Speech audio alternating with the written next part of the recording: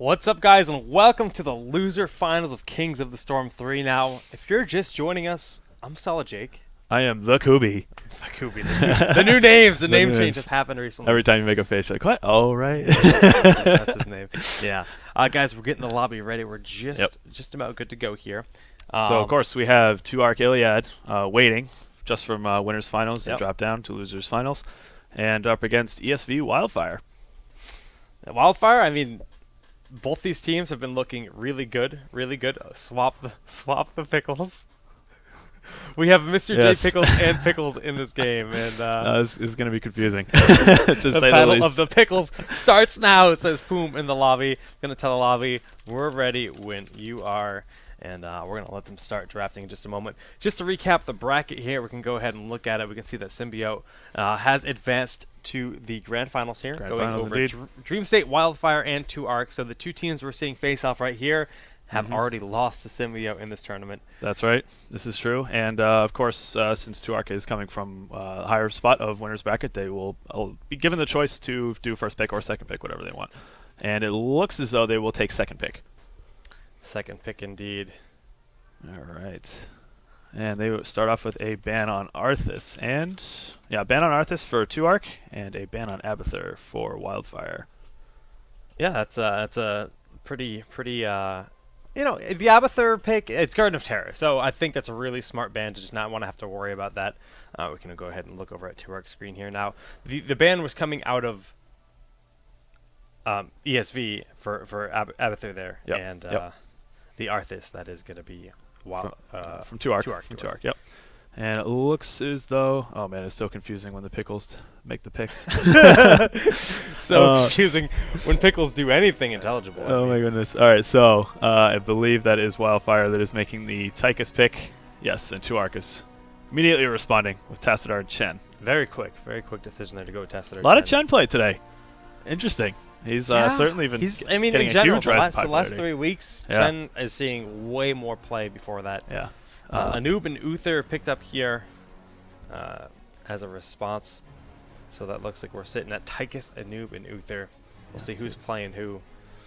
Tychus, Anub, and Uther. Okay, so that's interesting. So they've got a bit of everything there. They've got some tank, they've got some damage, and some healing, of course, from the Uther support. Uther, probably the most popular support so far in this tournament. Brightwing, not too far behind. Rhaegar is up there as well. We saw one game on Malfurion, at least in our games that we saw. I mean, obviously we were watching the matches when we were down the stream. We had a nice little break. We got to sit down for like 4 games. Stuff our faces. Food. Put on our little hero spins here. You guys can't see them. BlizzCon. Straight from BlizzCon. Oh yeah. Kerrigan. Tim will enjoy this one. It's Iliad. If you can't see it, it's impossible to see. So it looks like Falstad and SHIRE are going to be the next picks here for 2-Arc.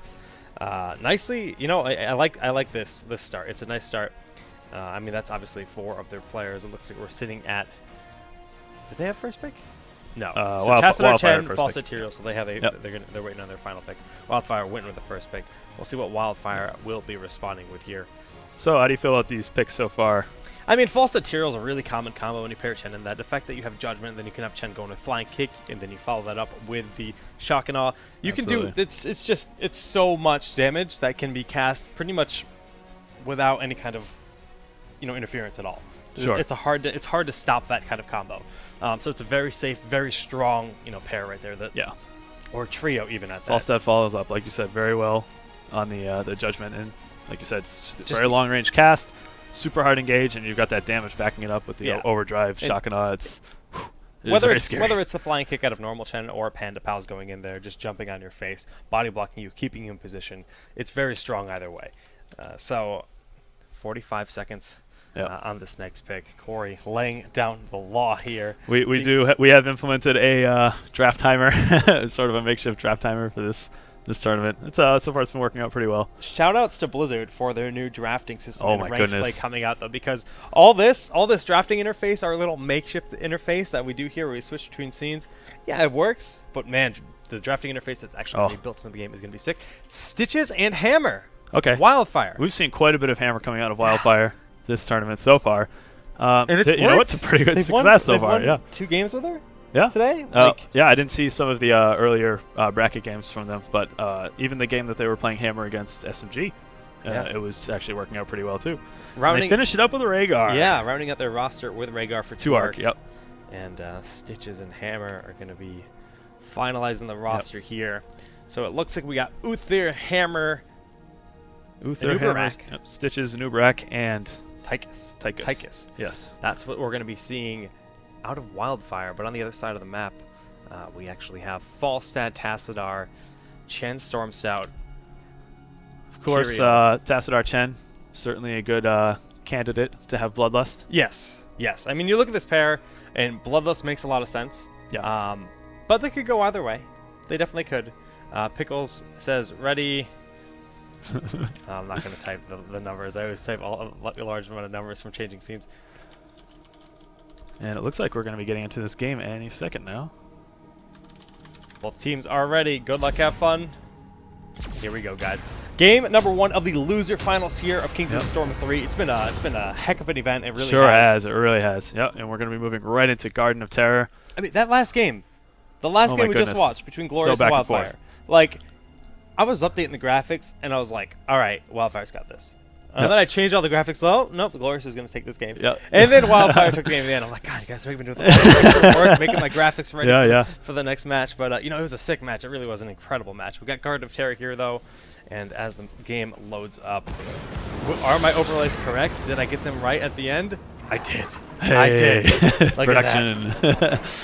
All right, so starting things off. Over on the blue team, 2 Arc Iliad, we have Quibsy on Tyrael, Acidia on Rhaegar, Furious D, Tassadar, Mr. J Pickles on Chen, and Kiefer's on Falstad. Kiefer's on Falstad indeed. On the other side of the map for ESV Wildfire, we got Wargreymon playing as Tychus this game. Puma going to be rocking the Stitches. Pickles, not Mr. J Pickles, but Pickles is going to be playing as Anubarak. Techie is playing as Hammer, and Iacona rocking the support as Medic Uther. Okay, so lane configurations. Interesting. We see both teams sort of leaning towards putting more people on top lane. It's interesting to see. I'm not really quite sure. It seems like always that they're matched up, you know, whatever map they're on. They just, each team's like, oh, you're putting 3 top. Well, we just magically happen to be putting 3 top as well. Yeah, it makes sense for another map like Dragonshire when you have the giants in the bottom. But on this map, there's no particular reason. I mean, the map is symmetrical in every way. Yeah, the mercenary camps, every center, it's symmetrical. So I don't really see any huge reason for that. It just kind of happened to be the situation. We actually saw them rotate down upon seeing that there were 3 in the top lane. So yeah, we see 2 Arc opting to go with 3 in the bottom now with the pressure down here. I'm just going to try to fend this off, but it's going to be a really uphill climb for anyone 1v3. Sure, yeah, and of the level 1 talents, probably the only one that's up in the air, at least in terms of the current meta, is it looks like Keepers of Falstad did decide to go with Season's Marksman instead of Bribe, which is usually the trade-off there. I think either could have worked. Perhaps they're feeling this game might go a little bit longer, which is reasonable to think because it's on Garden of Terror. Well, Quibsy's getting in position here. He's going to see if he can get something done here. They do not know that he's there. Techie's going to get right in his face, but he's going for Pickles. Kind of overshoots the sword there a little bit, and Pickles is just going to burrow charge his way out at Iacona. Further than a nice big heal. Techie takes a decent amount of damage, and it is, in fact, nighttime, and it's time to see how many skulls or seeds each team collects. Yeah, so it looks like we have the Chen on bottom. Is going to go take those safe auxiliary camp there. Oh my goodness, and a kill immediately, just erased. I mean, he got a new direct indeed. And Quibsy taking some seeds here with USD as well. I've been waiting all night to say that. I know. I think I hear Matt muttering in the background saying, why would you say that? Quibsy taking a lot of seeds here as well. And you know what? The bottom half looks like it's being cleaned up by the Stitches here. Poom going to be collecting that. So 45 in favor of 2 arcs so far. 15. So it's a 75% of the side camps go to 2 arc. Yep. And I think, yeah, certainly if 2 arc decides that they want to solo clean up one of the giant camps there, they'll get 60 seeds. That'll give them enough for it takes 1 boss. Terror. Yeah, one full plant terror. However, Wildfire is going to have to get a little more aggressive than that if they want to get a first round terror, because they're going to have to get more, like 1.5. Yeah, well, we got 4v4 on here, but 2-arc is underneath that plant terror. You never want to be fighting under the plant terror like that. It's not a beneficial position to be in. Asadia taking a good chunk of damage, but Pickles going very low, has a burn charge out of here. We see Asadia getting in the front line once again. I actually like the aggressive Rhaegar play, but it's really scary with someone like Wargreymon on Tychus. He's able to dish out so much damage, and if you step forward just once, he's just going to spray and pray in your face and just do a ton of damage. Yeah, and the issue there with that fight is that 2-arc is trying to be the one who's attempting to kill the golem, and Wildfire's just like, oh, we'll play passive, wait for your health to get a little bit lower, then we'll go in. And it's working out pretty well for them right now. But this terror is starting to get lower and lower, and we're going to see both teams just kind of try to dive on it and get the seeds here. And you know what? 2-arc's doing a beautiful job pushing them away. They're going to get all the seeds that they need here for the first plant terror. Actually, oh my gosh, they're 3 short. Okay, I want to see how that plays into when the bottom terror is taken. Do they sacrifice somebody to just go right in? Tyrael's a really good candidate for that. You can just have them poking around as they're trying to cap it, and then go in, take 3 seeds, and then just sword right out. I'll be curious to see how they play that for sure. While the plant terror is here, he's sitting waiting for his death to come. And he knows it's coming, and we have Wildfire posturing around. They are up talents right now, so that's certainly going to play a factor into this.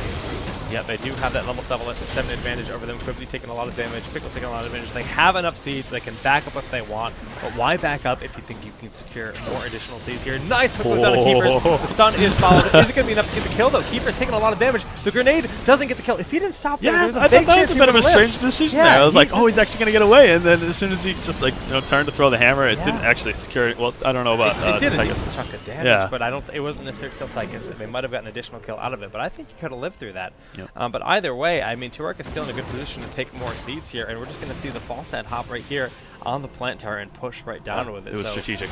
It was the fastest way to Hearth back. He just said, just kill myself so I can go back and grab the tower. They've still got half-level lead, and with this plant tower, they can likely push down a fort. If they push down a fort, they're going to hit level 10 before their opponents, and they can force an engagement with or without the plant tower. So it's a really good position here for 2-arc. This isn't necessarily free, though. I wouldn't say that. They do have to play this right to get that fort down. No, I mean, it's definitely not free. I mean, the kill death timers are so very short at this point in the game. Yeah, it's gonna be beneficial to have the poly down with the plant terror. You can put out a lot of damage with it, but it's not like Falstad doesn't do a lot of damage, so they don't have that Falstad with him. I mean, you can see he already got a little bit too aggressive. Yeah, poked too far forward, and now he's down past half his health. They're doing a really good job sort of zoning out just to prevent that fort from being taken, because they know, exactly as you said, if they lose this fort, they're going to be down to 10. Yeah, I want to point out that top lane, Pickles is just soaking this lane, doing a lot of pressure. No one's in the top lane. Wildfire is soaking all 3 lanes, and they're trying to catch up for that level 10. And it's working. They know they're behind, but yes, they're slowly but surely catching up by soaking that one additional lane. Now, if they manage to get this that's fort, the key point. That's great. That's great. But and this will pretty much get this 10 if they do take this down. But Keepers is going to be falling here on the plant terror, but they will get it back to get the fort. So level 10 is achieved with that fort there, and nicely done. But look how close Wildfire is. Yeah, sure. They're not too far behind. They just need to play a bit safe, perhaps take some camps, just soak lanes. Really, really try to avoid that engagement that 2-arc is definitely going to be looking for because they have that advantage. So everyone's going down for both teams here around these giants. I mean, it's a really safe play for 2-arc to take them. Wildfire hits 10, and they should have a good idea of these knights being taken, and they should respond to this, but it looks like they're just going to opt to go get some mercenaries on the other side of the map. And Pickles will have to defend these knights here in the top lane. And they did decide to go with Ancestral Healing. Interesting choice. Yeah. I'm not sure if there was something about the engagements that have been happening so far that they decided we're probably going to need this extra healing. We'll have to see. Well, we see both teams are kind of posturing around the map. We have Wildfire clearing up the middle lane, while 2-arc is just going for more and more mercenaries. Look at that. They are dominating that top knights. Those top knights are still working. Yep. They're still working here. I mean, this tower is completely out of ammo. They're not going to get a lot done. Those offensive knights never really do all that much. More of a denial play than anything else. Yes, and it's a nice one too. Shock not going to be going down, doing a lot of damage on Pickles. The Judgment goes on Pickles as well. Interesting to make that their big target, who also in the front line taking a ton of damage. One tank goes down for the side of ESV Wildfire. Pickles is getting pretty low. Instant healing getting a lot of value. They're keeping them alive. Mr. J Pickles is here with Panda Pal, just keeping the pressure on, and Wargreymon is getting a lot of value. Just, Tychus he's a value character. Everything about him. Of course. He always gets so much worth. He's hard to kill. He does a lot of damage. Yeah, that fight really just came down to Poom just kind of got separated from his team. Yep. And they were able to just solo him down. It was sort of looking like Chen was, especially in Panda Pals, that he was going to get a lot more value in terms of body blocking. It looked like the whole team was just like trying to get out of this one choke, and he was blocking all three. But they managed to squeeze out and salvage the rest of their team. What are your thoughts on the fact that they put their focus on the new Wildfire? You know, considering they hit him with a shock and awe, I don't know if that was their intent, but then they threw a judgment down as well. So 2 heroics were used on the tank that can just burrow charge out of there. I would say that the shock and awe was definitely... wait, well, there was a big hook there on Mr. J. Pickles. Panda Pals is on cooldown. He's been taking a lot of damage, but he's not going to get out. That's, oh my goodness, he tried, but it's a nice kill for ESV Wildfire. The Giants were taken here, so those are going to be pressuring and fighting with 2 arcs. Something you have to consider. There's a lot of extra damage coming out. Pickles falls here. Ancestral Healing goes down to Keepers, keeping him alive, giving that additional damage. Wargreymon goes into his Odin, but it's going to fall almost immediately. Is he going to be able to get out of this? Very rough. Iakona's backing up here. Wargreymon down, but Keepers falls as well. Very nicely done by Poom coming in from the backside. And you know what? Quibsy is actually going to get gorged. Oh my goodness! Oh, I should have brought him in. Oh no, well it's Tyrael, so he's still going to be able to sort it out, of course. He's still going to be able to sort it out of it, but you know what? He's actually dead. Oh! They got him. They got him. Wow. Wow. So that was just really well done.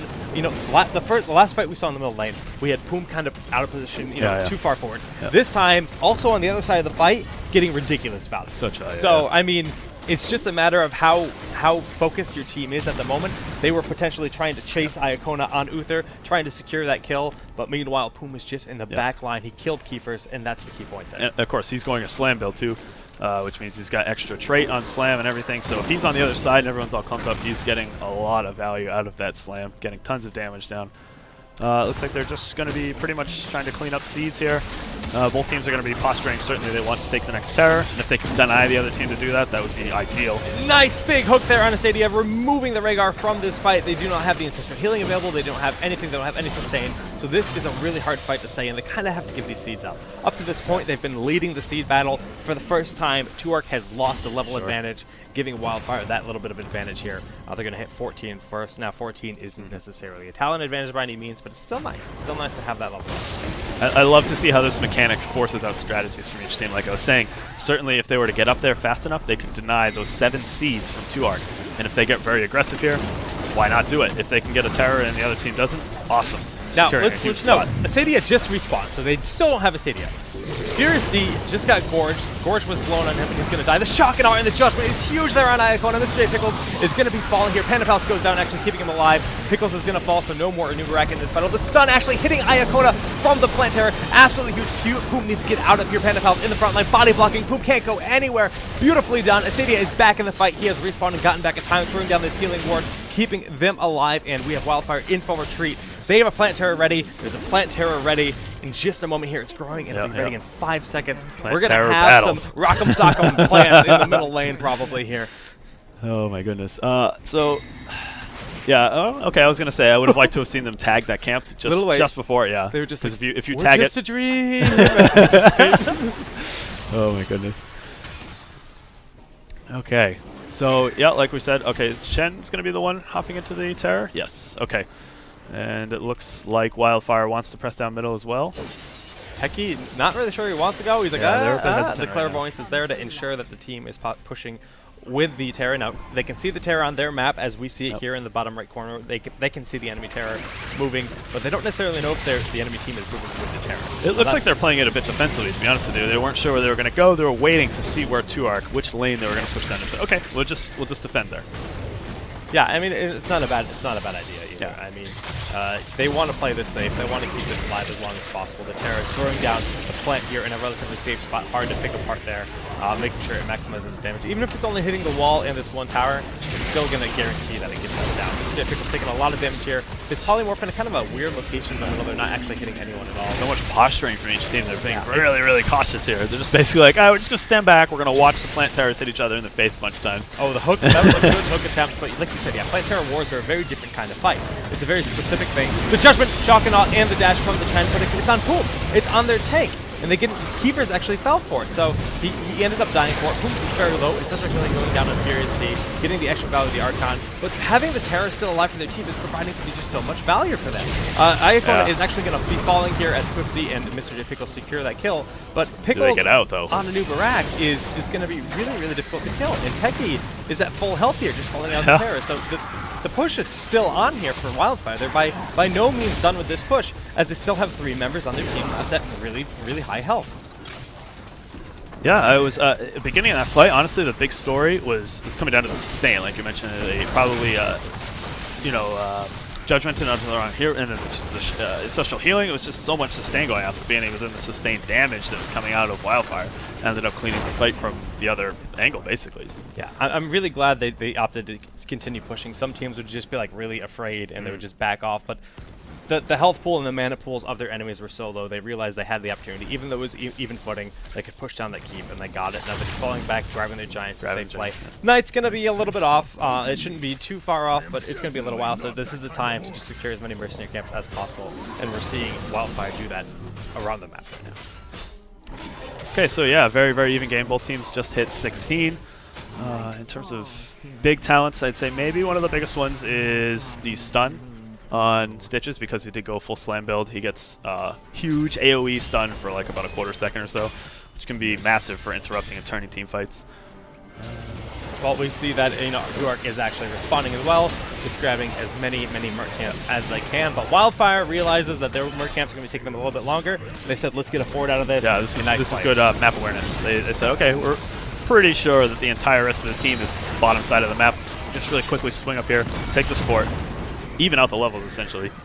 Yep, it's actually pretty much dead even right here. A nice clairvoyance coming here from Tuark, knowing that all 5 members are there. Quibsy in the front line taking time damage, a big Divine Storm, but Shockino actually hitting 4 members. Ancestral Healing not getting enough to keep him alive. Mr. J Pickles getting very low, using Panda Pals in the very last second. Iacona is going to fall. Boom, super low here. Will he be able to live through this? He is Stitches, he has a lot of health. Furious seems to do massive work. The AoE is getting crazy value with the Storm there, but he actually falls. The Odin is just too powerful.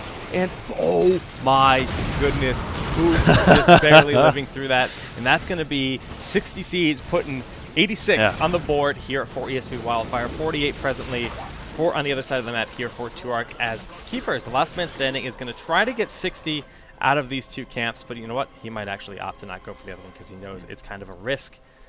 That fight actually came down to a lot of it was distribution of damage. They just weren't able to really solo out a particular target, and Wildfire was so much more efficient at doing that, and that's why they ended up on type for that fight. I mean, Poom's going to say, thank you for killing the minions for me.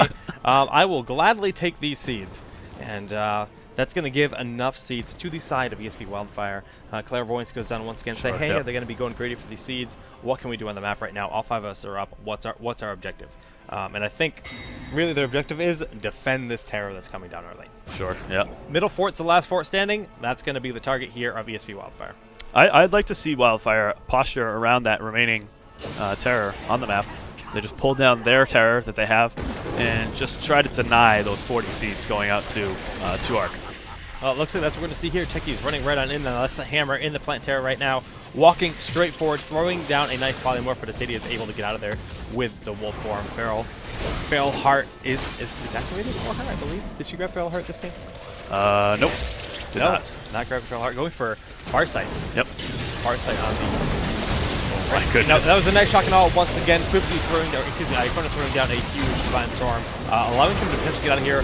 Barely getting off that Ancestral Healing on Furious D. Trying to keep the damage alive. Keepers is going to be falling here, though. Mr. J Pickles, trying to get the body block with Quipsy. Wargreymon using Odin at the absolute last possible second, but Panda Pals is still available for Mr. J Pickles, using it here. Not necessarily at the last second. Securing the kill here on Boom. Furious D, though, not going to be able to get away from this Terror. And Mr. J Pickles actually going to be able to get Wargreymon? Is he? Oh, he almost body locked him. Not going to be able to do it. He's pretty much stuck in there, yeah. That was a really nice poly. Wargreymon barely living. Nicely done body blocking with the Terror. This should be a keep. And really should be no reason this shouldn't be a keep. This is a huge opening. These seeds are still available. Pickle's not going for him. Just gonna be hearthing out of here. And the Terror is gonna push blindly by himself. Nothing left to defend. Just gonna keep doing everything he can. And look, ignoring the towers. Look like, hey, I'm going to damage the keep as much as I can. Hey, he knows he's going to have another W in a second just to put it down. Those things do static damage to any structures that are within a radius of it. There's no one else on the other team to even go by to kill this. Why waste time trying to kill these towers? You're absolutely correct there, and you know, this keep is going to down. Falstad's going to come and poke and be like, hey bro, that's my house. Please stop wrecking my house. But no, not gonna stop his house. And look, the Terror just dissipates immediately after the keep. Heck, even if the Terror couldn't do it, then you've got a siege tank waiting right there for you. Look at all those mines. Quibsy is going to be and then knockback on him. And yeah, you know what? Techi's going to be just fine. Just kind of trying to get the extra vision here, just using that cautiously, making sure if anybody's trying to walk through, they would get dismounted. A nice little play there. And the Giants will be taken for Wildfire. Yeah. That seems to be an interesting meta change lately. If we do see Hammer played at all, they tend to go for the extra mines, the knockback on the mines. Yeah. When people are starting to realize that CC is so much more important in team fights because there are all these abilities that just do so much damage if unchecked. So if you can just be knocking people around, stopping autos all the time, she's got 5 mini stuns. Just throw it into the middle of the team fight. You're going to get a lot of value out of it. I think it's an interesting meta shift. TLDR, never double-click to zoom out because it actually will just zoom back in. And lessons learned. Oh, 3 Resurgence. 3 Resurgence for Wildfire. Buckle up, ladies and gentlemen. This is going to be a long game. Buckle up, indeed. Level 20 has been achieved for Wildfire. Level 19 still for Tuark, a 1-level lead. And Wildfire wants this keep. They've got the Giants pushing with them. They've got a hammer. They can just pressure from afar. Yeah, this is the right time to do it. You've got those 3 Resurgence. The other team's just... Please, we just want to hang back. We want to level up just one more time. This is the absolute time. We're going in right now. Yeah, exactly like you said. Now Mr. J Pickles going to tank up as much as he can in the front line, but we just see everyone's kind of throwing their skill shots, just kind of throwing blind grenades. Those Giants, though, they're getting a lot of value. They're dead now, but they got value. The Judgment going in. Going down on Techie. Wow! Really, really nicely done, just picking him out. Now Resurgence is available there. Pickles taking a lot of damage. He's going to be getting burned down and has to dive on out with the Burrow Charge. A big red button going down, doing a lot of work as well, but Mr. J Pickles is here on the Wargreymon. Wargreymon's doing a lot of damage on the board. Ancestral healing on Mr. J Pickles kind of a little bit early. Honestly, it could have been saved, but Wargreymon is in the front line doing what he can. He is going to fall as well. No Resurgence for him. Techie's back in the battle after his Resurgence went off, and if they can get the pick there on Techie, that'd be huge. Keepers tried to fly out, but it's not going to work. The stun out of Stitches. There's that stun on Stitches, yeah. Wow. Gosh, you know, I'm a huge fan of the fishing hook, the extra range on the hook, but sometimes I see these pulverizer plays. Oh my gosh, they're really making a strong case for it. Yeah, that was it. Quibsy gets hooked on in. Now there's no gorge needed or available here. Iacona in the front line, smacking away, gets the kill there. Mr. J Pickles taking a lot of damage here as well. Chen, you need to go home. Yeah, they get another kill here. That's going to be a game. As it is, it might even be. They might even be able to pressure up enough with the hammer. Pressing out tons of damage. Mr. Pickles, of course, knows that I've got to get in here to deal with this. Unsuccessful. That's probably going to be it. You know, a kind of unnecessary Divine Storm, but I guess it locks down Acadia here. And just killing Acadia, just doing the offensive hook there. Get off my hammer! We have, and the ancestral healing goes down, but that's going to be game 1. You know, just having that level 20 still hasn't been achieved because they haven't been able to soak. Barely. They didn't get anything done, and just having that 20 advantage was enough because they got that early pick on Techie on the hammer. And that was exactly what they needed. They needed that. But the Resurgence. The hammer has Resurgence. And that's just continuing to show how strong of a talent Resurgence is. Now, that's another topic. We're not going to go really into it, but Resurgence was actually nerfed at BlizzCon, and they've even said in many interviews that it's going to be reworked entirely. Additional but right 60 now, seconds, at least that's the minimum baseline. Yeah, it's 2 minutes right now. They're making it 3 minutes. Yeah. And they said that's a Band-Aid fix, and it's going to be changed even more in the future. So, but how many Resurgence did we have available in that game? 3. Like, I said it's going to be a long game, or they're just going to make so much advantage from it in terms of trading out kills that they were just going to take team fights and roll it forward for the win. That's exactly what happened. Yeah. We're actually going to try to set this lobby up without going to commercial break. We're going to see if we can get it rolling ASAP. We're going to see if extra production. Well, it's late. The teams want to just keep things going as fast as possible, and we know you guys. We have people watching in EU, so we just want to keep things rolling as fast as we can here. So, in this series, we're just going to keep rolling and keep talking. But Hammer has she lost a game today? Of the games that I've watched, I don't think so. World. What is happening right now? What is happening here? Hey, I'm okay with this. I love seeing Hammer play. Are you kidding me? I've been a Hammer fan since the beginning. So, a Hammer fan since the beginning, with her till the end. Yeah, man. I'm telling you, it's been an up and down ride. But what's her first name? Sergeant. You don't even know her name. Put me on the spot. Kubis. On the spot. Disappoint. All right, so I guess we'll be waiting to hear what the next map is. And I'm gonna turn see if Steve's mic on, and he can actually announce the map. Backstage. From See the ya, backstage, he has a special microphone. And of course, we can't see him, so we're guessing that he's listening to us. He's hidden in the backstage, and as long as he's there, he can announce to us what the map will be. Of course I'm here, gentlemen. Oh, hello, see you, Steve. Hello, friends. So right now, for anybody that doesn't know how the map striking works, the winning team of game 1 will strike one map, and then the losing team will pick one of the maps that are of the remaining 4. So right now we're looking at Strike Mines coming out from ESV, Wildfire, and 2Ark sitting there thinking. Typing's happening right now. Blackheart's Bay? Moving. Blackheart's Bay? It's not Blackheart's Bay. I will tell you that right now. Very, very unpopular map with a lot of the professional teams. Yeah. We saw a lot today, but we're not going there. We are going to Dragonshire. Dragonshire, okay. So, there you go. Interesting. Very interesting indeed. Cool. Well, we're gonna set the game up here as we prep Dragonshire. Maybe more Hammer play? They seem to be enjoying Hammer. On Dragonshire, yeah. On the Dragonshire, I think it's probably the map we've seen the Hammer on the most. And they have been saving the picks till the end. She's usually the last picked or so. Accept my invite. And if they know anything about how throwaway bans work, maybe we'll see a Hammer ban. Yeah. One can dream. One can dream. One can dream indeed. All right, we're getting the lobby set up here. Let's get these people into the game. Let's get this moving. See if I can remember which Pickles lives on which Good luck. team. Good luck. It's so confusing. It makes it rough. And then there's another one too. There's 3 Pickles in the community. Oh my goodness. There's Please Pickles, stop, guys. Mr. J Pickles. I don't recall the last one. There's another one though. There is a 3rd Pickles. Do we have any pickles in the fridge? We Kinda do. hungry. Oh god. All right, so Dragonshire. Okay, we got everyone into the lobby. Yeah, we're getting the lobby set up here now. We're gonna move. We're gonna move everyone around. And Make this confusing I'm gonna for you get this really wrong. Okay. All right, so trying to think if there were any interesting talents picked up that game. No. Only weird thing again was not necessarily the only weird thing, but the pulverize extra stun on the slam. I probably saw more value out of it that game than any other game that I've seen today.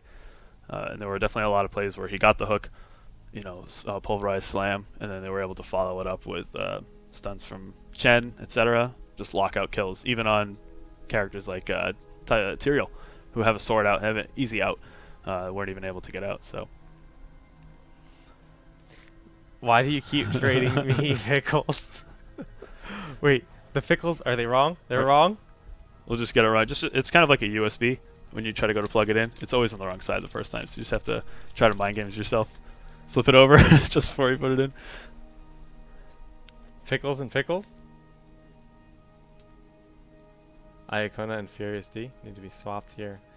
Production things! The Pickles were... Alright. It was a quick game. Yeah, it was. Considering. Alright. I think the lobby's set. Do we have it? I think Yeah. the lobby's set. I think the players are ready. Considering that it was Garden of Terror and multiple resurgence, I was geared up for a long game there, but they managed to swing things together. They did. Chain them together, I should say. It really came down to seed control, I felt like. They did a pretty good job picking the right engagements. Tuark really had the good seed control at the start of the game, but Wildfire brought it back. Yeah. And they just used the plant terrors more efficiently. More so than seed control, they just got better value out of their plant terrors. Yeah. They got the max longevity out of them, and they honestly the positioning on the polymorph, the polymorph that the terror has, was kind of poor on the Tuark side. I thought Wildfire just used it much better. They got ridiculous value out of it. They just good body blocking with it, and they didn't necessarily use it in the front line. They used it like anytime somebody tried to get aggressive, the plant terror would just get in their face and then just deny them. Just like, no, stay away from my team. The one time they ended up really cleaning up a team fight and leaving the terror alive, boom, go in, just take that keep, get so much value out of it. All right, so we see a ban on Stitches out of 2 arc. And yeah, and it looks like Wildfire is actually going to be grabbing Tychus here, and on the other side of things, we have a Arthas Tassadar pickup for 2 arc. Uther and this is like boom, boom, boom. Who needs a timer? Oh my goodness. They're going back and forth here. Can't Uther even and keep up. Anubarak here joining Tychus. Uther, Anubarak, and Tychus for Wildfire up to this point in time.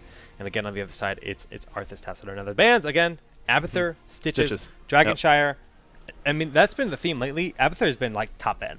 Like as of lately, he's just teams are sick of having to deal with him. He can just outright put a timer on the game. Like the game's gonna end if you have me in at some point. Once I hit level 16, my push gets ridiculous. So I'm looking at the Arthas Tassadar. Has such a strong combo. Oh, it's ridiculous. Usually, you don't see these 2 guys like together in the same pick like that. So interesting that they would let that happen. Usually, if those 2 don't get banned out, one of those is the first pick. I like this. You know, they see that they got Uther and Anubarak, and they grab Falstad as their damage and Brightwing. That's like it's almost like a deny and a really strong pick at the same time, because we've seen time and time again how well Anubarak pairs with Falstad. So by denying that and having that near side is going to be really beneficial for their team. No Tyrael. No Tyrael yet. Yeah, you're right. That's actually a really good point. So Tyrael is actually available still. Yeah. If they wanted to try to pair that with the Falstad. So typically we'll see there's about 6 heroes right now that are at the real top of the meta, and these heroes tend to get picked up, scooped up really fast. Tyrael, Tassadar, Tychus, Abathur, Anubarak, and who's the last one? Abathur. Those, like I said, if your name doesn't start with A or T, you're not very good in this game. Apparently, you gotta have one of those 2. Tyrando's like, why not me? All right, well, we got Falstad and Brightwing, we're waiting to see what else they have. And now Team Flappy Bird right here. 2 teams, 2 birds. Yeah, we actually see these 2 get paired up quite a bit, just for the excessive mobility on this map. Yeah. It's good. It's really great. good. It's great. Nova Tyrael is the response here out of ESV Wildfire. Yep. Going to be grabbing Nova. Now, we haven't seen a ton of Nova today, but we've seen Wargamon's Nova in at least 3 games, and it's scary. Yeah, he looks We pretty saw solid, it versus very solid. SMG, and they took a game off SMG. No, they almost did. They came very close. They had SMG had one of those crazy comebacks again, but Wargreymon was getting a lot of picks. Yes, that's correct. Against SMG, that's not easy to do. Just to find situations where they're not aware of where the Nova is. So, of course, I'm expecting to see big things out of Wargreymon Nova in this game. In terms of heroes, Falstad, Brightwing, 2 very good targets. So they need to be very careful in terms of where their positioning is and where Nova is. Yeah, I mean, she's a great pick for this. And I like the fact that when we see Nova, she's like a late pick. Earlier, like a few weeks ago, Nova was like an early pick. People were like, wow, she's really strong, so we want to get her. But then teams would just do counter picks. They're just like, well, we're just going to counter your Nova. We're going to make sure she can't get anything take done. Chen, or I'll take Arthas. Yeah. So we got a lot of like later picks, and it's like, all right, well, Nova's actually going to be really strong in this composition now. It's because she's so specialized, and of course, you're right. She has a lot of counter picks, so it makes perfect sense for you to just throw her in right at the game. Oh, we need a little bit of damage. They've got some heroes in the other team that we could just, if they're out of position a little bit, we could just go ahead and snipe them off. And I think it's a solid pick. Yeah. Well, we'll see what we have here for our final picks. And I mean, we do have the full roster here. It's going to be Nova, Tyrael, Anubarak, Tychus, and Uther. And Zeratul is going to be the final pick here for 2 arc as they round out their roster here. And it's, that's a really nice roster. It's Arthas, Zeratul, Brightwing, Falstad, and Tassadar.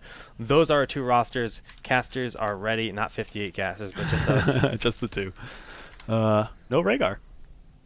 No Rhaegar. There's certainly some opportunity. It's okay. Uther and Brightwing, they're very good as well. Yeah, I mean, we have Tychus and Tassadar. Early picks on both teams. I just want to point out that I like the fact that we have Quibsy here on Zeratul, because I find Zeratul to be a nice counterplay to Nova. Because they're both stealthy, sure, but once the Nova unveils herself, Zeratul can just blink in and just unleash a ton of damage and wormhole out late game. Just be like, I'm going to just annihilate you if you have any damage to you at all, and if not, I'm going to get you very low, so you have to play incredibly cautiously. And you could argue the same about the reverse of the matchup, but there's blink. That's the problem. So, and that's instant cast, of course. So, you know, she tries to unload the combo onto Zeratul. If you're paying attention at all, just quick reactions, boom, blink out. Yeah. So it's scary for the Nova, like you were saying. Well, Dragonshire is going to be the map here for game number 2 of the loser finals of Kings of the Storm 3. The winners of this series will advance to play against Symbiote Gaming in the grand finals of the event. $500, winner takes all, sponsored by Sia Steve and Kitten of the Storm. Shout out to you guys for all the things you do for both the community and just this event in general. It's a great opportunity for both us, the producers, casters, and the players. It's really just an awesome event. I mean, Kings has kind of become like the largest thing in the community at this point, at least in North America. And I would actually go as far as probably say the community. But let's introduce our teams. Absolutely. So for Team 2 Arc, on the blue side, we have Quibsy on Zeratul, Kiefer's on Falstad. For the support, Sadia on Brightwing, Mr. J Pickles on Arthas, and Furious D on Tassadar.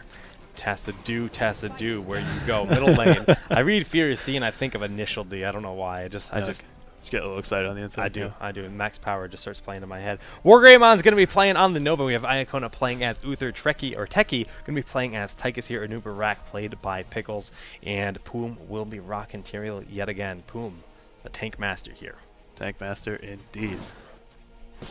Ooh, look at that. Is that a Sticky Flare upgrade? That is a Sticky Flare upgrade. Is that slow on Sticky Flare? Actually, no, that's... or is that... you guys will have to... we're looking at the talents here. It's actually Shield. Okay, that's Shield. Okay, yeah, we have to excuse me. I don't that's play not too many That's supports. not the Arcane Flare. Yeah. It's not the Arcane Flare upgrade. But Kubi, he's learning the support icons. I know. I always leave the support play up to Jake. All right, so again, Kiefer is taking the Season's Markman. Choosing not to go with Bribe. Very, very aggressive here by Tuark, doing a lot of work here. Tekkie's going to take a lot of damage, but barely getting out, having that dash forward with Tychus, just able to survive. Look at Wargreymond's moves. He's just pivoting back and forth, showing those minions. His sniper rifle is ready and just doing a little full turn. Yeah, that was actually a really clutch heal from the Uther. Tychus definitely would have died. I think perhaps it was on cooldown. Just very good timing on his part. Look at this, Brightwing going toe to toe with a Tyrael right now. What world I don't think that will last too much longer. Perhaps he tapped well beforehand, but Tyrael is known to be quite a bit stronger in lane. Tyrael had to tap well. That's what I'm saying. Maybe the Brightwing already tapped. I'd have to see, but well, we may never know. Wargreymond taking a lot of damage here. Quibsy has to blink out at the very last second. Oh my goodness, the Howling Blast locking Nova down, securing that kill. 1 kill on the board here for Tuark Gaming. Yep. Again, like we were talking about the 3 heroes. Yeah, look at that. Just Brightwing is just putting work in. Go with Sadia. Yeah, so we always see this 3v3 meta on bottom. That's usually because keeping control of the bottom, especially if you have a dominant control of it, gives you control of that Merc camp just below. Yep, 1 Giants, 2 Giants, and 3 Giants here available. Tekkie taking a ton of damage, again having the dash out here. Mr. J Pickles able to heal up. Arthas, one of the tankiest heroes in the game, arguably the tankiest. Brightwing trying to go toe-to-toe in the top lane, but it looks like the Tyrael has actually captured this shrine. SAD is going to try to steal it away, as Furious D and Quibsy are here to deny anyone that tries to attempt to get in the Dragonite. And looks like both shrines are under contention here. Mr. J Pickle's taking a lot of damage. A nice hit comes down from Uther. He dashes forward, but it's not going to be enough because Tekkie's... he got body blocked like Kiefer. Yeah, that grenade actually almost saved him. yeah. Kiefer's was a little bit in his way there as far as we could tell. But I'm not sure if he would have lived either way. Trading kills each, 1 kill each for both teams. Pretty even on the levels too. Shrine control, top shrine for Tuark, and red shrine on the bottom for Wildfire. Not too much, pretty passive play overall, I gotta say. Yeah, I mean, all in all, it's been a really passive game. We see Quibsy and Mr. J Pickles are pop swing here, potentially get something done. A nice frost, Howling Blast goes down on Iacona, but Falstad dies in the midst of that as they're going for the tank. Both Tekkie and Wargreymond were able to get enough damage down to kill 1 player, but Wargreymond's going to end up falling for that as more players rotate down. 2 kills in favor now, and this is going to allow... I got to give it to Quibsy for that one. He had his positioning really good. He knew exactly where the Nova was, went in, unloaded a bunch of damage. He tried to leave, blinked over. He was confident that he wasn't going to get sniped off, body blocked the Nova, and then it was bam right in there to clean up the kill on the Tychus as well. So. But during all that, they were all 5 were in the bottom lane or dead. So they had 4 members of the bottom lane, and Pickles just grabbed the Dragonite. He's like, you know what? You're going to do that? The Dragonite. And the counterplay. This is going to allow them to get a decent amount of push. Actually, he's taking way too much damage already. Yeah, that's no good. He knew he had to play passively, and he didn't go in. But with 4 members here, actually all 5 members here, just trying to play defensively here. but let's know, they're not soaking the top lane or the bottom lane. That Top is true. lane's being soaked by Wildfire. 2-Arc is only in the mid lane. They'll spread out now that the Dragon Knight has fallen. But, you know, they've lost a little bit of experience that they didn't have to lose necessarily. It's really tough. When you take those dragons pre 5 minutes, to get any value, anything more than taking just the wall off, it's very rare to see even forts being taken. So, well, a lot of damage coming here on Wargreymon as we see Mr. J Pickles actually taking a lot of damage as well in the front line, getting a nice Howling Blast. Iacona gonna fall here. Wargreymon, that was actually just, no, that he did die as well, I was gonna say. Yeah. We were watching a clone, but he actually dissipated without me even noticing. And Mr. J Pickles, 2 quick kills. taking the front line. Yeah, 2 nice kills. This is gonna allow them to take a few giants on the map. Okay. We see that Wildfire's taking a few giants as well, and these bottom giants will be there next. I gotta say that it's a bit passive. I almost prefer to see them take the bottom giants first, and leave a few people. You might end up seeing like a team fight, like where they pull all of their members down, because I know that they're gonna go over there next, and they're looking to do that right now. I think it would have just been guaranteed for them to take the giants, even more of like a denial type play, just to make sure that they're capping it. Go back, take their own giants. That way they can secure to have 4 giants in that lane.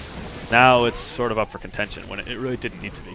Level 10 has been achieved here for 2-Arc though. It has. And like you said, I agree with your point, but they have level 10, and at this point, That's the Giants that's are good. free. That's a good call. So they just fell back, they healed up, they said they have 10, and they're like, all right, we're just going to get full health, we're going to have 10 first, and then we can try to force an initiation. But maybe it took them too long, because what Wildfire did is they spread out and said, look, we're not going to have 10, we're going to make sure we get level 10 right after them, and they have 10 now before an engagement could be forced. So that's definitely their thought process there was, let's just go back, heal up, get ready for a team fight. And didn't end up really getting them anything in the end, but they're ready for a team fight either way now. Now both teams do have their heroics. And level advantage. Only one heroic is sticking out to me as a bit strange, and that's Blink Heal on Brightwing. Wow. How do you feel about that?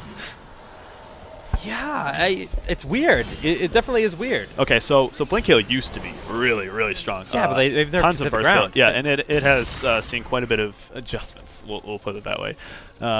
It doesn't necessarily do as much burst heal as it used to. Now it's switched over to more of like a charge. You don't get the regenerative rain stacks when you cast it. There's a lot of things they changed about it. The Adjustment goes down here. The Unkeeper's followed up with a precision strike, but actually didn't hit him. I actually thought the hitbox would have hit him. But follow up, the Shockanok goes down. Keeper's going to take a lot of damage and fall here. Pickle's going to fall in return. The Odin getting a lot of value. They need to put some damage down on that Odin. We see Quibsy here coming from the back line, just unloading here on Techie. He's going to have to blink out of here in just a moment, but no. Wants to get a little aggressive here. Techie's getting really low, Mr. J Pickles. He does have a few ghouls up, but no, their timer is up. They have fallen. And yeah, a pretty back and forth fight. Wargreymon and Boom are going to try to secure this kill with J Pickles, and they do, in fact, get it. Nice stun there coming out of Uther. I would have said really nice distraction from 2-Arc. If they didn't lose their Arthas there, they probably would have been able to swing up and just take this fort for free. But now it's they have some more DPS on the field without Arthas to slow and sort of push back. They might not be able to take this fort so easily. It's going to be tough. I mean, yeah, like you said, Sadia is going to be able to do a little bit with this, but without Arthas, they can't pressure as hard. They can't force a full-on engagement because they're down a person. And it's going to be tough in that sense, but it's still a good position. They can still take down all these walls, all these towers, and then just wait for Arthas to return. Falstad is soaking this top lane. In the meantime, Keeper's just going to keep pressuring that top lane. So all in all, the experience lead is just going in advantage of 2-Arc at this point in time. That's a huge win as it is. Like I said, they're playing very carefully with this Dragon Knight, just trying to get some structures here and there. They know they probably can't take a fort, so they're just poking. Playing very safe. Yeah, and the Dragon Knight is going to fall here. Brightwing just blinks on out. And yeah, like you said, Blink Heal is weird, but so far, when you have a team like this, it seems to be working out pretty well. Ooh, the Void Prison used defensively there. Nicely done by Quibsy. An interesting choice. They use it to soak up all the damage from that precision strike. And that was actually a really cool play, but we actually see Brightwing has fallen. I guess Blink Heal was on cooldown. And Mr. J Pickles, does he have his heroic available? Looks like it's already been used, so he doesn't actually have it there. The ghoul just dissipated. He's going to end up falling for it. Keepers stepped forward a little bit, and that's enough for him to. He's going to lose his life for it. No, he just stepped forward at the last second. Oh my! Oh, the grenade! He must have misclicked. He must have clicked the map because he turned around for just a second, and that was just enough for him to die. And he actually almost got the Quibsy killed as well because Quibsy actually. Oh my goodness. If that snipe had hit, it would have been one of the most ghostly snipes I've ever seen, but it is not true. It is not going to land there. Quincy has the hearth back, but Wargreymon is looking around. Acadia, Sadia, you need to be very careful here. Oh, the polymorph. Nicely done. Very Nice. Okay, so interesting build coming out of Quibsy on Zeratul here. Looks like in the beginning he's starting to go for ability power. He's got gathering power and everything. Then again, the first aid on 7, and he has the, gosh, I'm trying to remember the name of the talent. It's basically, it gives you damage when you're coming out of cloak, I think, for your auto attacks. So interesting choices. Usually we see Nova Talent options is the last thing I'm going to know the names of them. I know Hot Shot. I know that one. Yeah, no, Nova's taking a pretty standard build. It seems to be most people run that just to get the most effectiveness. It's become pretty standardized for Nova. Well, we have a lot of people here in the bottom lane. It looks like the Giants are going to be pushing the Wildfire. Giants have fallen. We have all 5 members of each team here. Mercenaries pushing up for Wildfire in the top lane. So they do. That is something to consider here as they continue to keep it. If they keep the focus of all 5 members of 2ARC, that's just like a little minor victory that's happening in the top lane during this. So we're going to see an engagement here. Yeah, Shrines are really far forward. Yeah, but he can always blink out, so it's not too scary, not too risky. He's gonna get a little bit of damage down on Pickles. Void Prison going down, but what can they do? Their team has to walk all the way around. They're not really in position to really capitalize on that. A nice engagement, but the Judgment and the Burrow Charge doing a lot of work. The actual Precision Strike doing almost nothing. Quibsy very low here. He's actually gonna fall. Fall side flies just over the hill, or the grass, to try to get out of here, and he's going to be the last one standing, as there is no chance of Mr. J. Pickles surviving. That was a really nice focus fire. They just said, you know what, we're kind of tired of this Tassadar. We're just gonna go in and get rid of him immediately. Yeah. Okay. So I was trying to recall what the other talent was on 13 for Zeratul. It's Wormhole. That's something that's almost a staple for Zeratul. Now, typically your combo is you'll blink in. When you hit 16, you got the double singularity spike, cleave, auto, and then you back out with Wormhole. So he's not going to have so much mobility, and the pressure won't be there. Yeah. We'll have to see how he capitalizes on this talent choice. I mean, Wormhole is a pretty standard talent. It really is. It's taken very often. And, Wildfire, they have the Dragonite. Yeah. They have the level advantage. They've got the tower advantage. Everything is going their way right now. And it's on 2ARC to really try to come back in this game. Because at this point in time, this Dragonite's got it's got 40 seconds left. It's got more than half its duration remaining. And of course, they have Knights pushing up here as well. Yeah, and they should be able to take this fort very easily. No, that's a value mule. The mule's actually getting a lot of work done. Oh my goodness. Goodbye, Artho. Yeah. Boom is walking right on up here. The position that he's in, he's sort of just, I'm just going to block you out. The rest of my team just go up. He's a big mobile force wall. He's just like, stay away. Yep. I'm just going to let my team push this down as he walks on up. And we see 2ARC is actually dissipating and going all over the map. It looks like they're going to try to trade a fort for this, but Wildfire is gladly going to say, you're going to leave your keep vulnerable, we're going to go right for it. And 2ARC is immediately saying, oh, this was a mistake. Let's turn around. Oh, no. We saw a couple hearts come out. They were down here. They've hearthed here. And, yeah, the Dragonite's not going to get a lot done, but that keep is now vulnerable, and that lane that can be pressured, pretty heavily. Oh my goodness, this Void Prison though, are they going to be able to capitalize? Because that is a huge VP. Well, the Shockanaut goes down, the Judgment goes down on Keepers. Keepers is taking a ton of damage, needs to back up here. Techie with the Odin getting a lot of work done as well. Keepers is managing to stay alive, but he needs to fall back. Not going to be able to live through this. Pickles just in the front line. He has no fear. I mean, I don't think he's even... I think Burrowcharge is just about off cooldown. He should have Rewind as well, so he should be able to just do like a ridiculous amount of work. And, of course, the Odin has worn off, but this keep is vulnerable as it is 4-3 left in this fight right now. It almost seemed as though there was a bit of a communication error there, maybe. He, of course, locked down 3 people in the Void Prison, and then the follow-up just didn't seem super coordinated. I think the Shockanaut should have just been lined up basically ready to go as soon as Zeratul saw the Shockanaut coming out. Release, and you get a bunch of CC damage. Now, I want to say that Wildfire is kind of overstaying their welcome right now. As soon as you see that the Zeratul is back, 2 heroes down. Yeah, the Falsight is almost back up. As soon as Falsight gets back up, they need to leave. Okay, and they're doing just that because Falsight can fly in aggressively. If they had taken a lot of damage, Falsight can fly in behind them and get a few kills. Yeah. And as ballsy a move as that might be, oh my goodness, the Shockanaut is there, but it's not going to be enough to secure that kill. Wargreymon is getting very low. Do we have anything to stop him though? Brightwing is dashing forward, but yeah, he's actually going to be just fine.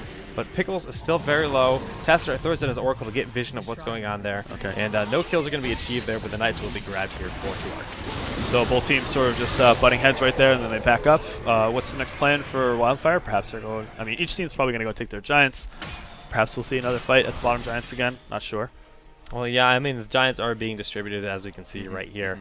It's so quiet when we're up here in the sky. We can't hear anything. It's just completely silent and desolate. Yeah. A bird might And fly in front of our camera at any moment.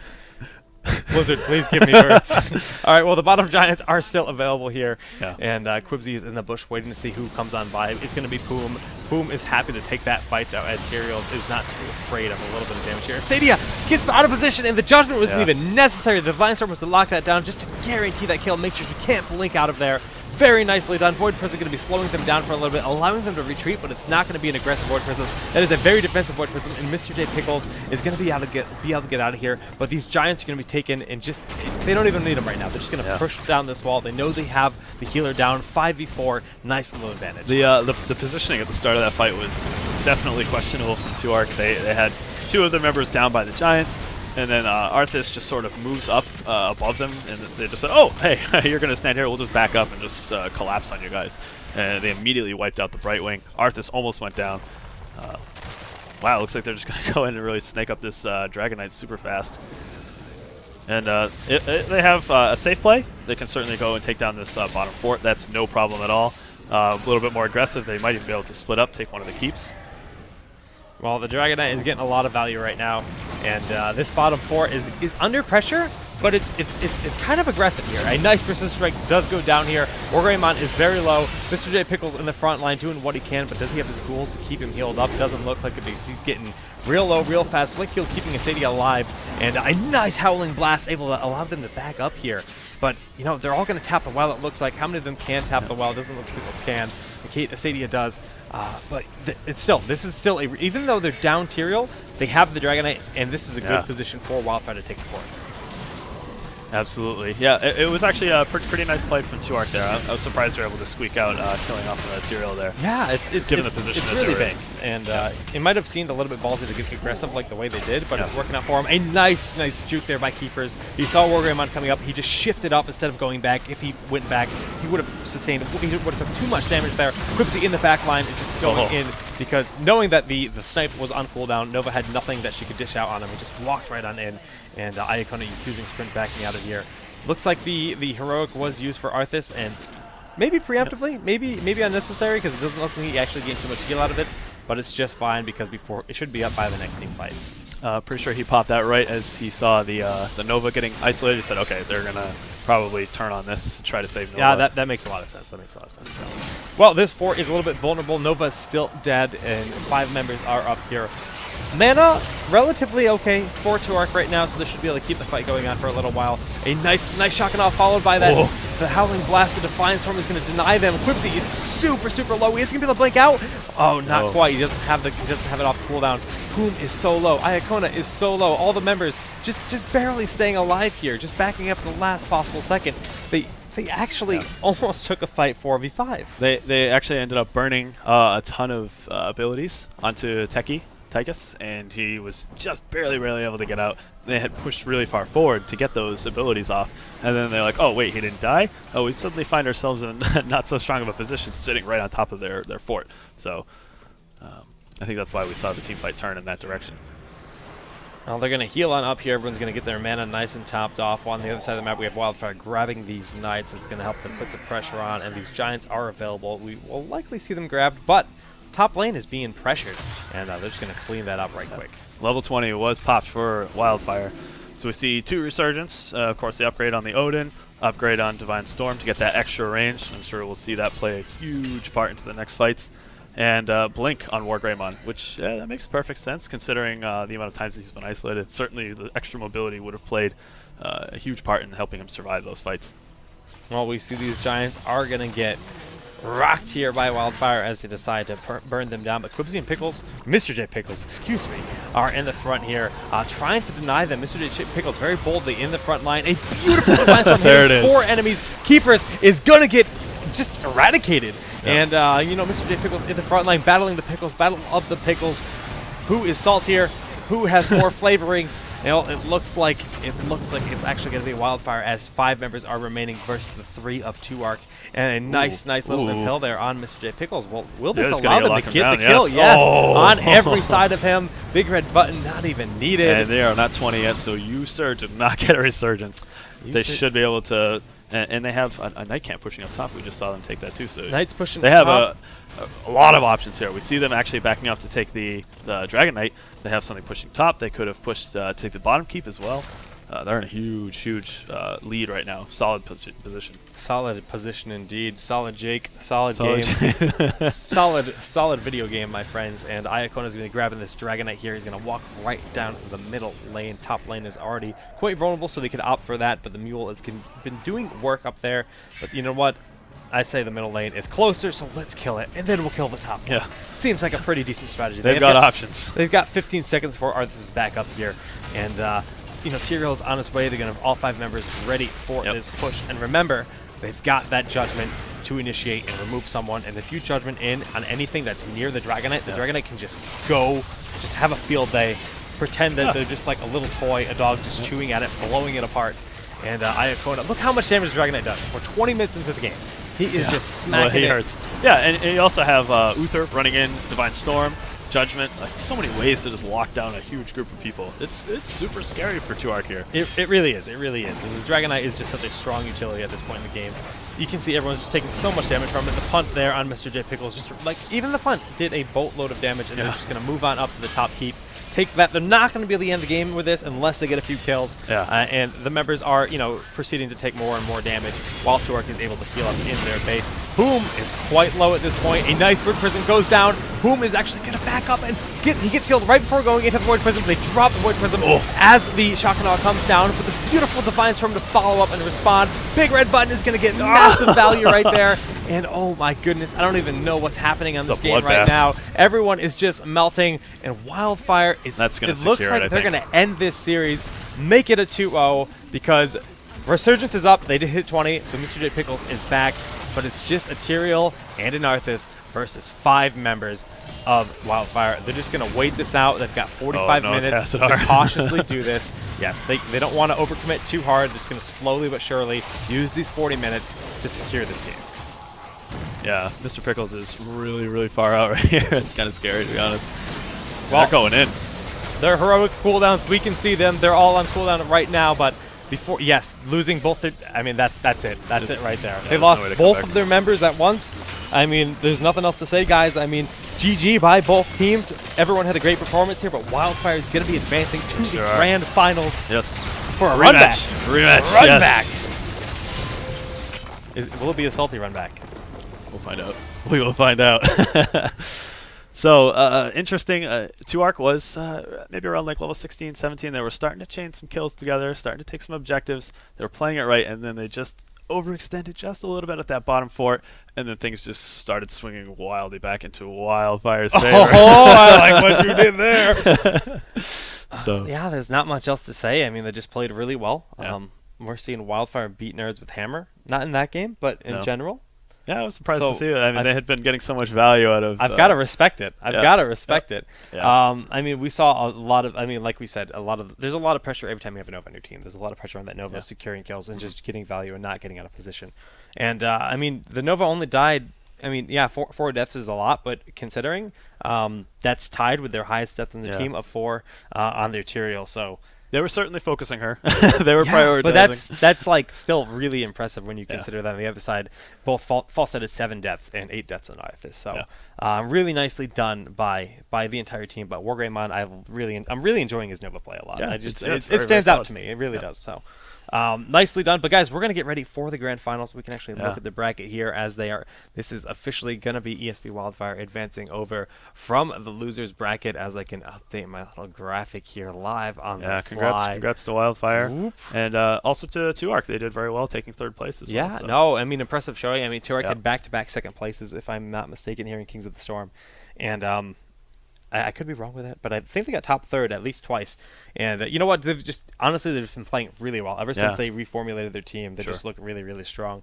Wildfire though, they seem to have been in a slump for a few weeks now, and not anymore. Not today. Not today. They're really showing that they're still a top contender here in the Heroes community. I mean, placing over teams like Evil Geniuses and 2-Arc, that's really quite impressive. And Glorious, I mean, as well. So, guys, we're going to throw it a quick commercial break as we set up our grand finals.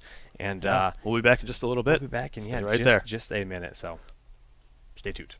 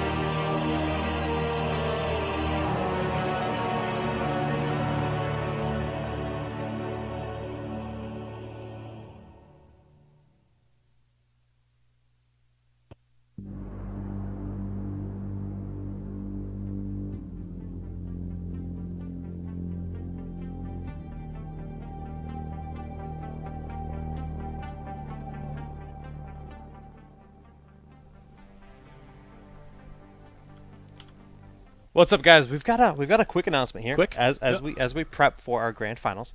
Wildfire is going to take like a 5-10 minute break to eat some food. They've been grinding. Yeah, they've been doing that. They haven't. And, you know, this grand finals it's $500 on the line, so they want to make sure they're in top performance. So we're gonna allow to give them a 5-10 minute break. Yep. So and also there is a 1-game advantage to the team that advanced through the winners finals, which is being SMG. So it's a best of 5 with 1-game advantage to SMG. Yeah, so SMG is going to have that default 1-0 lead. So it's not like a full extended series because technically SMG already beat Wildfire twice in the winners bracket round 2. So we're not going to be like, no, you have 2 games up. That's how MLG used to do it, but no, we're just giving them the 1-game advantage, just this nice small advantage. So they start that series up 1-0, best of 5. Sure. So they have to win 3 games total. So Wildfire SMG has to win 2, Wildfire has to win 3.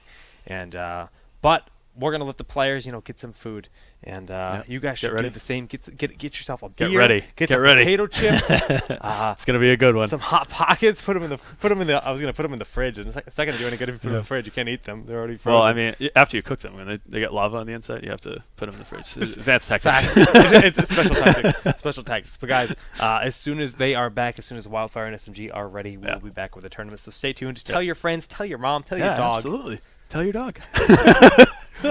And thanks for sticking with us, guys. Yeah, I'll be back in a few.